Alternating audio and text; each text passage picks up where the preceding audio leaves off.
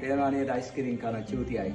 ඉතින් ඒ නිසා මේ වාගේ මල් කැකුළු වලට මේ වාගේ පිපෙන්න ඉන්න රට බාර ගන්න ඉන්න මේ අහිංසකයන්ට මම ඉතින් ඉල්ලනවා ඉරිදා දවසක රහයිද? නෑ මනික රහයිද? රහයිද? එස්කිනේක.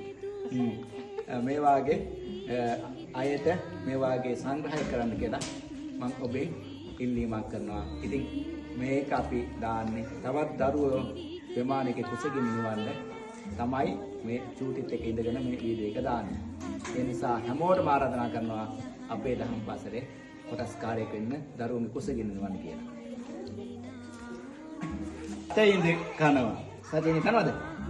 ඈ? කනවද ඕනේ? ඈ? අපේ දහම් පාසලේ චූටි මෙක්ක නම ඈ. තා ඉස්කෝලේ යනවා මොන්ඩෙසෝරි යනවා. එයාට තමයි මේ වගේ රට ඉඳ දෙන්න පුළුවන් ඔයාලට. අයිස්ක්‍රීම් දෙන්න පුළුවන්. රස කෑම වේලක් ඉතින් අපේ මේ දරුවන්ට අරුම් ගන්නවා තමයි.